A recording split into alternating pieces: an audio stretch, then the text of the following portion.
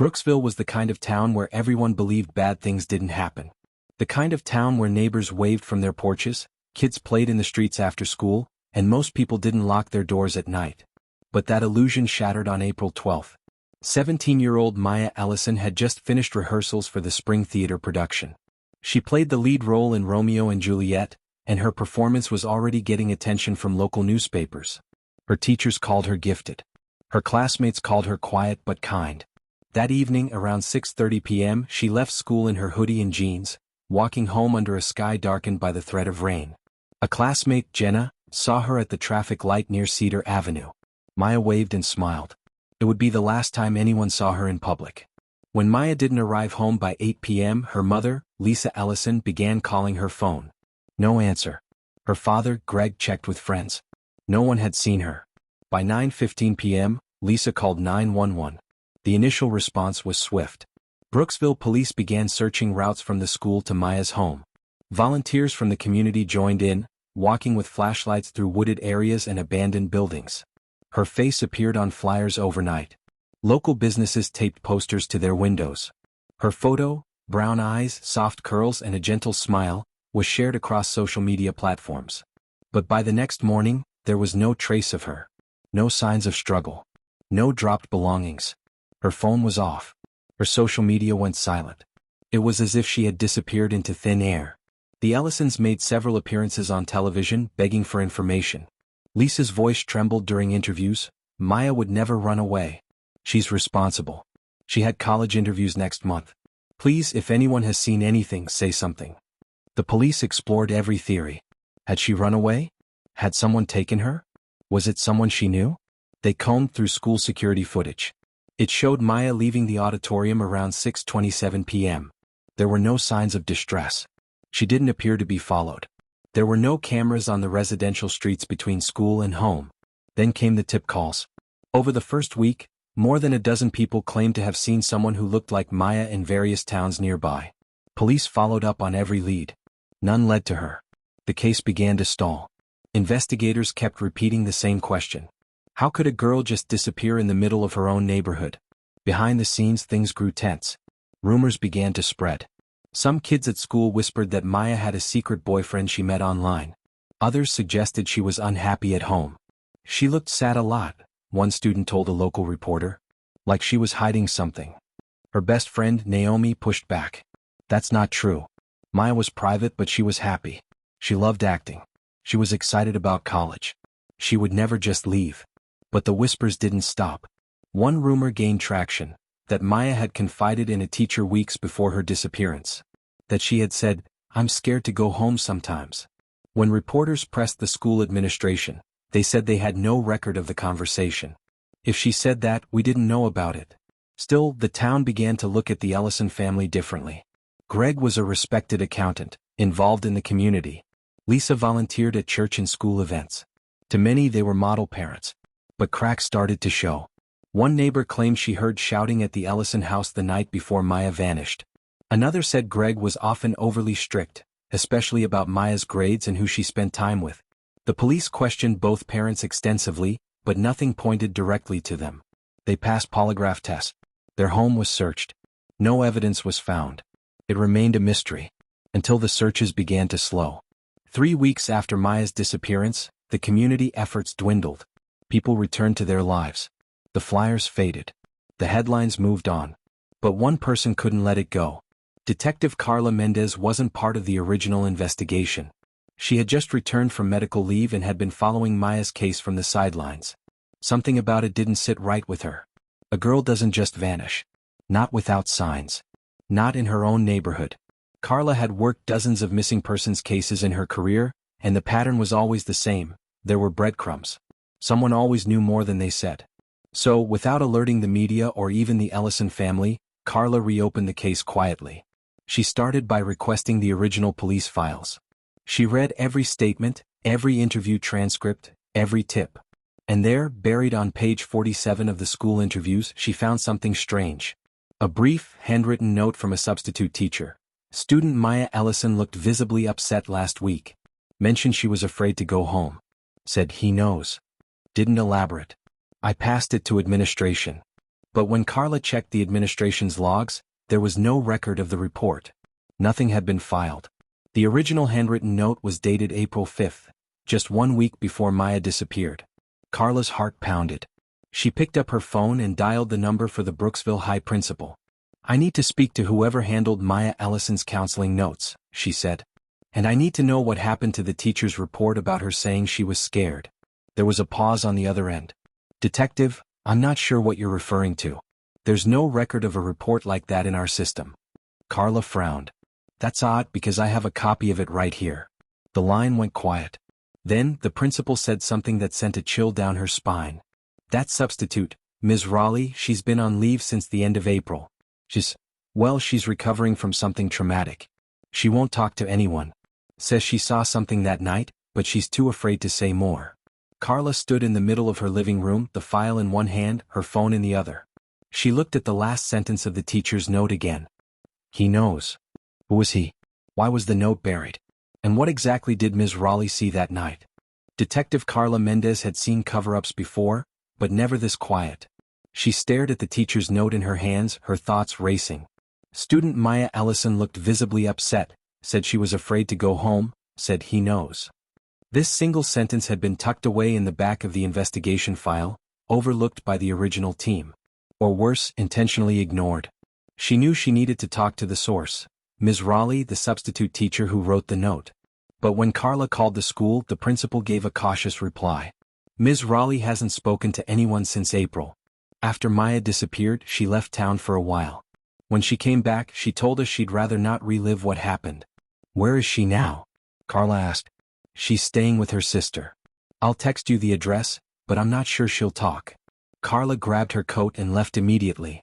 The visit to Ms. Raleigh. The house was a modest bungalow on the edge of town.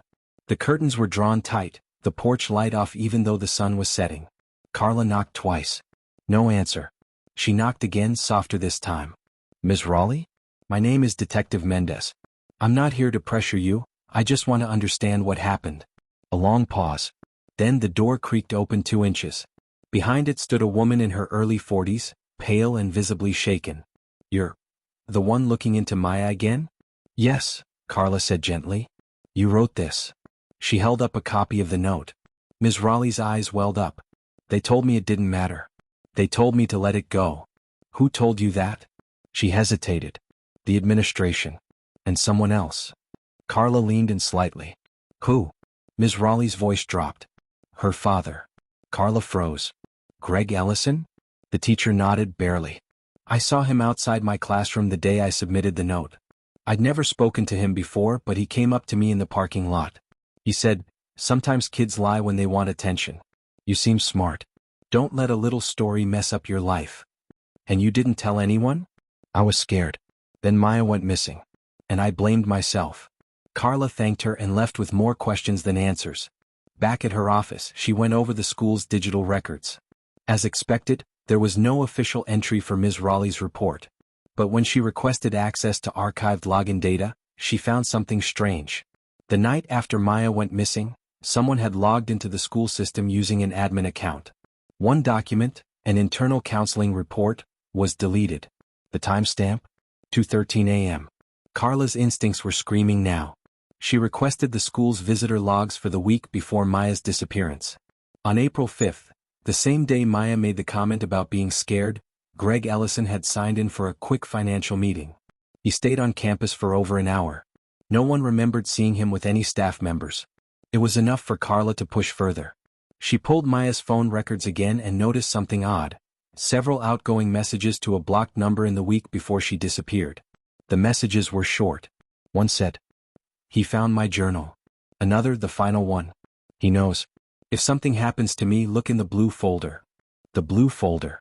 Carla immediately contacted Lisa Ellison, requesting to stop by the house again. She used the pretense of tying up loose ends. Lisa welcomed her in, her eyes tired, voice low. "You still believe someone took her?" "I believe someone knows more than they've said," Carla replied carefully. "Do you mind if I look through Maya's room again?"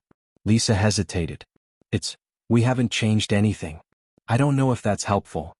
Carla nodded and walked down the hallway to Maya's room.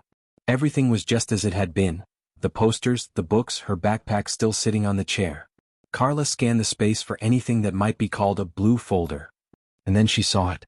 Tucked behind Maya's desk drawer, partially hidden under an old calendar, was a worn blue folder. Her hands trembled as she pulled it free. Inside were several pages, handwritten letters, notes, and sketches. The first page was titled, "If you're reading this, I'm not safe anymore." Carla sat down and read in silence, her heart sinking with every line. Maya had written in detail about her growing fear of her father. Not physical violence, at least not at first, but manipulation, controlling behavior, and secret monitoring. She described how he would read her diary, track her phone, and isolate her from friends. She wrote that she had tried to tell her mother, but Lisa would shut her down and tell her not to make trouble. The final page had one heartbreaking sentence. "He said if I try to leave, he'll make sure no one finds me." Carla left the house without letting Lisa know what she had found. She slid the folder into an evidence bag and drove straight to her office. This wasn't just a missing persons case anymore. Someone had known. Someone had covered it up. And Maya might not be as far away as everyone thought. Carla stared at the folder on her desk. Her fingers tapped nervously. If Maya had been telling the truth, and everything pointed to that being the case, then the most horrifying possibility had to be considered. What if Maya had never left the house at all? What Maya wrote was just the beginning. Carla Mendez had seen lies before. But not like this. The blue folder she discovered in Maya Ellison's room changed everything. Maya hadn't just disappeared. She'd left behind a trail of fear, confusion, and silent cries for help.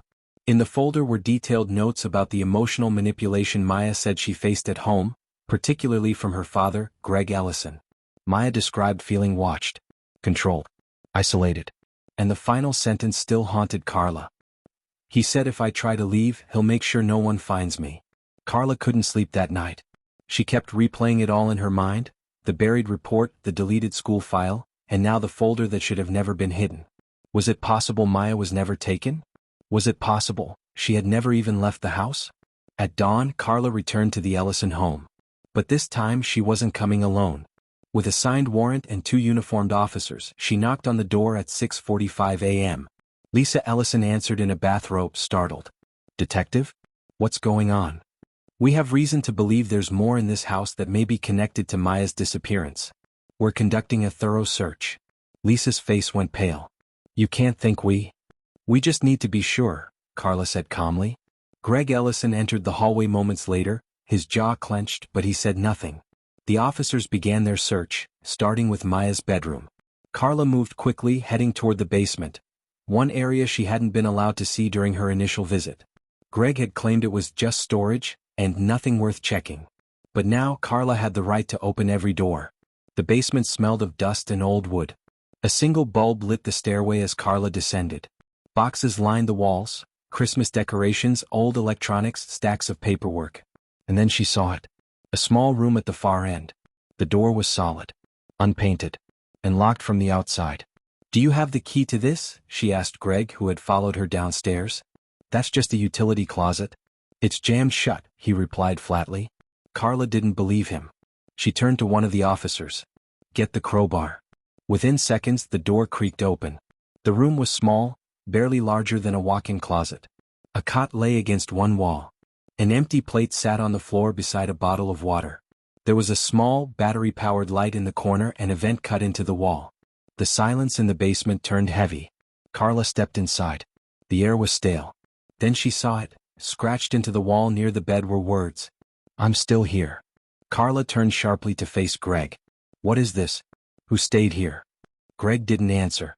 Lisa appeared at the top of the stairs, her face stricken. "Greg," she whispered. "Tell them the truth." But Greg just walked past Carla, back up the stairs, silent, cold, detached. The room was quickly documented and sealed. Forensics teams were called in. Carla stayed close, watching every detail. But something still felt off. Why would Greg go to the trouble of building a hidden room? And if Maya had been kept here, where was she now? The scratches on the wall suggested someone had stayed there. But for how long? Lisa, meanwhile, sat in the living room with her hands shaking. "I didn't know," she said to Carla. "I didn't know about that room. He always said it was his storage space." Carla sat across from her. "Lisa, Maya wrote in her folder that she tried to tell you. That she was scared." "I thought she meant normal teenage stuff," Lisa said tearfully. I thought she was just being dramatic. Greg, he's always been strict. But I didn't think. Carla gently pushed the blue folder toward her. Lisa scanned the pages. Her face went pale. I failed her. Back at the station, Carla had one final lead to follow. She returned to Maya's phone records and noticed something curious. A single call had been made the night she vanished, a call to a burner phone that was only active for 24 hours. The number had been disconnected ever since. Carla traced the phone's last known signal. It pinged from a wooded area near the edge of Brooksville, less than 10 minutes from the Ellison home. Notably, it was near an abandoned structure, a rundown cabin no longer in use. She drove out there just before dusk. The place looked forgotten. Windows boarded up. Door ajar. Carla stepped inside with caution. The floor creaked. Dust covered every surface. But tucked under the loose floorboard by the fireplace was something unexpected. A piece of cloth. It was Maya's hoodie, the same one she wore the day she vanished. Folded inside the hoodie was a single sheet of paper. A handwritten note. If someone finds this, he moved me. He says no one will believe me. But I'm alive. Please don't stop looking. Carla's breath caught. It was Maya. And she had been here. Recently. Carla rushed outside and radioed headquarters. We have a secondary location. Possible signs of confinement. I'm requesting backup and a canine unit. As she looked out into the dense woods surrounding the cabin, one thing was certain.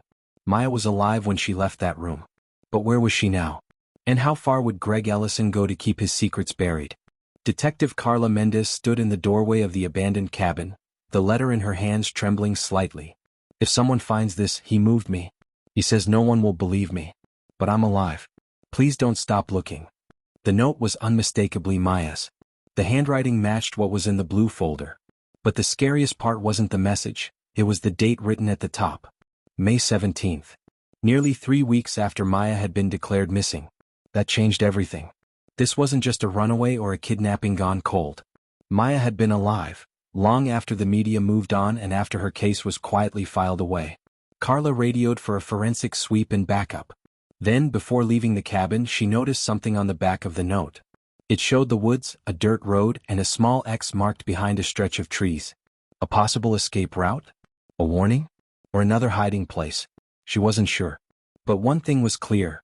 Maya had tried to save herself. The next morning, a team of search dogs and officers combed the woods behind the cabin.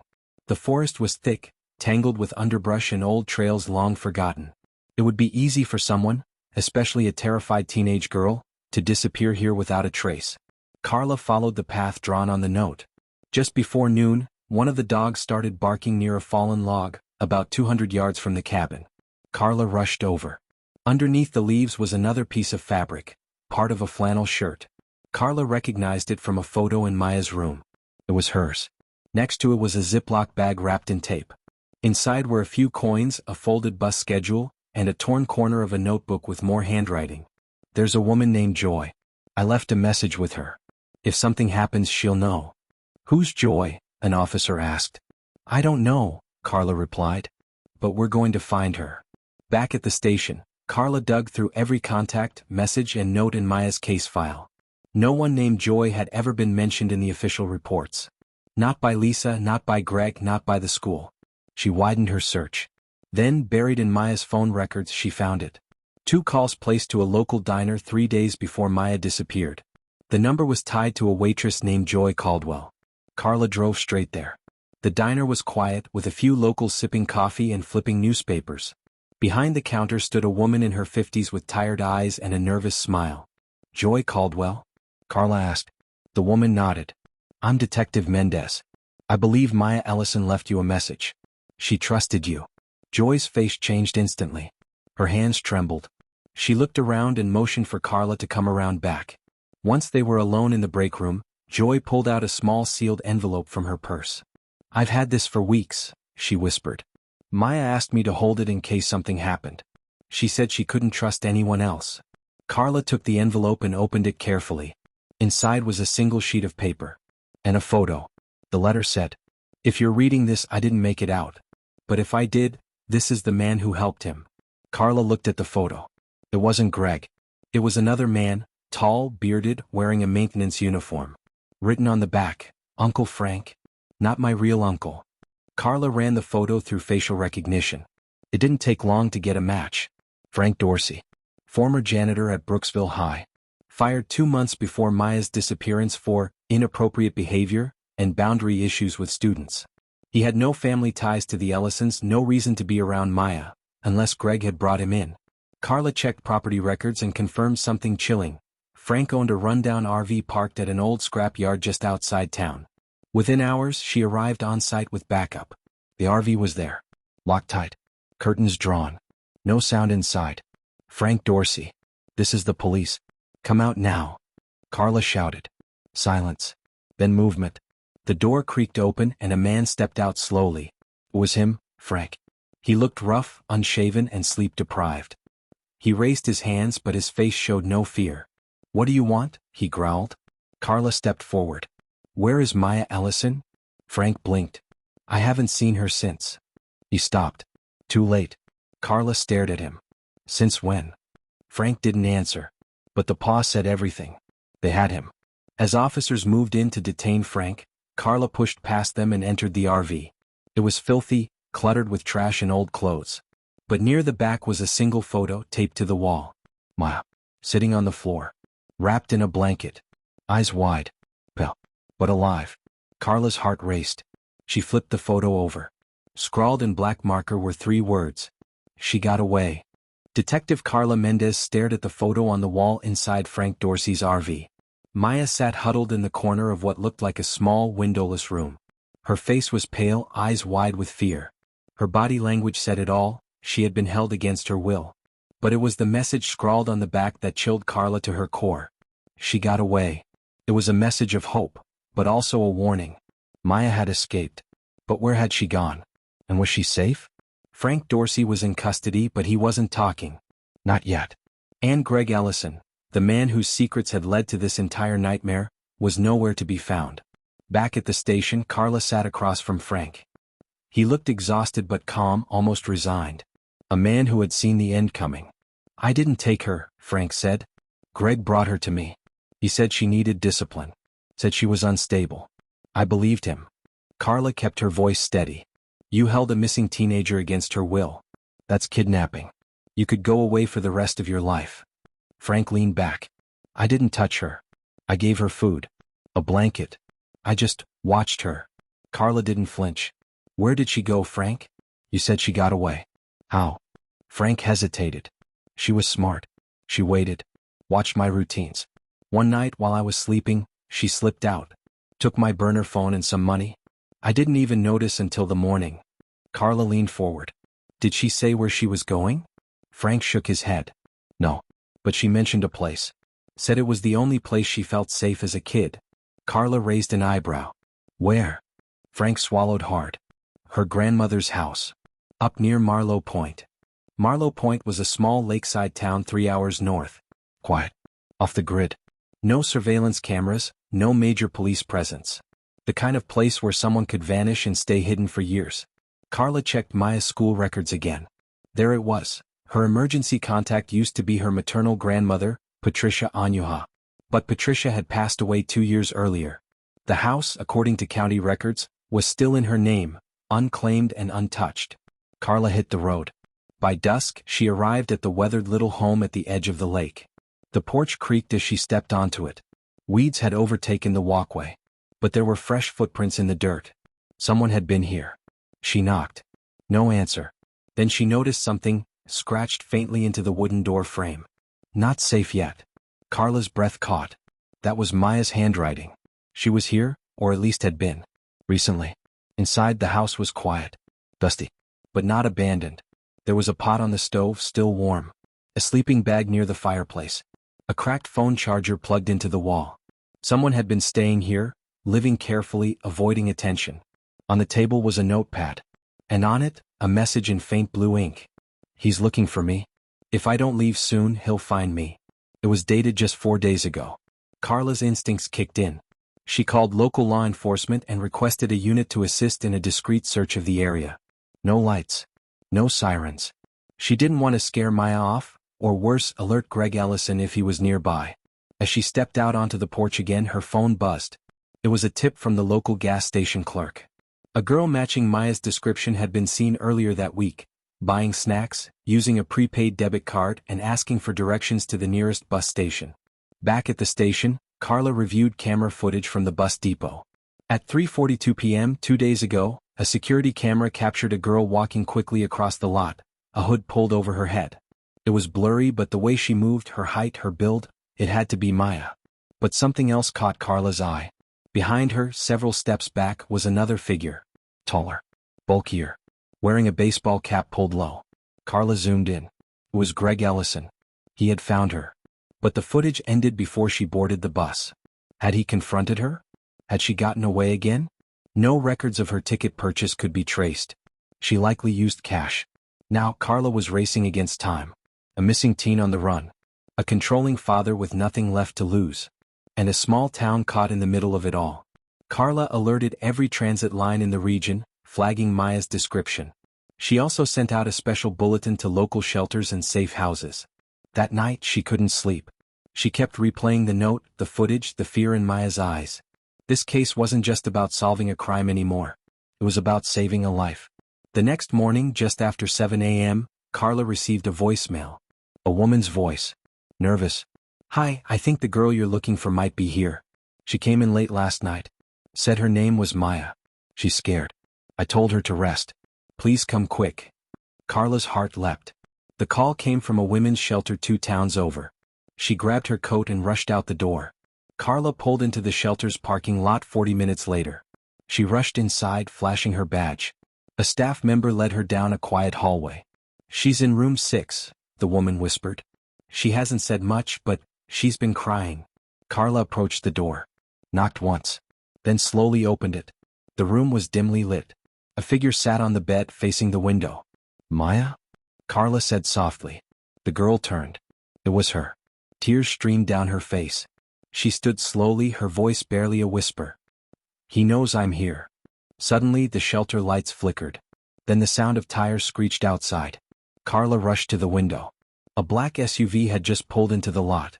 It was Greg Ellison. The shelter's lights flickered again, and the heavy hum of an engine echoed from the parking lot. Detective Carla Mendez pulled back the curtain and locked eyes with the man she had been chasing for weeks. His SUV sat idling just outside. Windows tinted. No plates.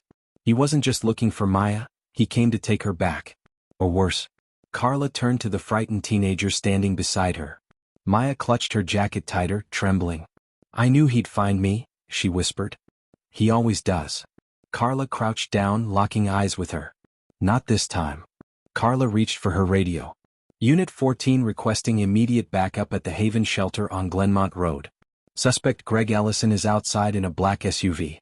Proceed with caution, he may be armed. She didn't wait for a reply. Turning to the shelter worker, she nodded. "Get the other women into the safe room. Lock it down. Do not open it for anyone but law enforcement." The woman obeyed without hesitation. Then Carla took Maya's hand. "We're going out the back." Maya hesitated. "He won't stop. He won't have a choice." Carla guided Maya through the narrow staff hallway leading to the rear exit. Her gun was drawn just in case. But as they opened the door, a sharp voice called out behind them. "Don't move." Greg stood there blocking their path. His eyes were wild. His hand gripped something inside his coat. Carla couldn't tell what. "Let her go, Greg," Carla said calmly. "It's over." Greg shook his head. "She's my daughter. She belongs with me." "No, Greg," Carla said firmly. "She belongs somewhere safe. Somewhere free." Greg took a step forward. "You don't understand. She was going to ruin everything. My business. My life. She lied." Maya's voice cracked. "You were the liar. You hurt people. You made me live in fear every single day." Greg's expression twisted. "You ungrateful little..." Before he could finish, red and blue lights flashed outside. Sirens wailed. Backup had arrived. Officers swarmed the property within seconds, surrounding Greg with weapons drawn. Hands in the air.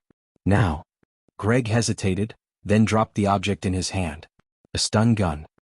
He raised his arms, but the fire in his eyes hadn't faded. As officers moved in and cuffed him, Greg turned to Maya one last time. "You think this is over? You'll regret this." Carla stepped between them. "No, Greg. The only one with regrets here is you." With that, he was taken into custody. And just like that, the nightmare was over. Weeks later, the courtroom was silent as Maya took the stand. Her voice was calm but clear as she recounted everything: her father's manipulation, the abuse, how he faked concern while secretly planning her disappearance, and how he used Frank Dorsey to keep her hidden from the world. The jury listened intently. Frank Dorsey had already accepted a plea deal in exchange for full cooperation. Greg, however, denied everything, even when the evidence was stacked against him. But Maya's testimony broke through the lies. She didn't just survive. She took control of her story. And when the verdict was read, guilty on all counts, the courtroom let out a breath it had been holding for weeks. Greg Ellison was sentenced to 30 years without parole. Maya didn't go back to Brooksville. She was placed under protective care, later joining a trauma recovery program for survivors of abuse. She enrolled in school again, this time somewhere far from her past. She even began writing, journaling, telling her story through essays and letters. Detective Carla received one of those letters months later. "You didn't just find me. You believed me. And you didn't stop even when everyone else did. I don't know where I'd be if you hadn't kept going. Thank you." Carla kept that letter in her desk drawer. It reminded her why she did what she did. Maya's story isn't just about crime or justice. It's about courage. The courage to speak up. The courage to escape. The courage to heal. And the courage of the people who choose to believe victims when it's easier not to. Sometimes the most dangerous criminals aren't hiding in the shadows. They're living in plain sight, protected by power, appearances, or silence. But when truth is followed, relentlessly, it eventually finds the light.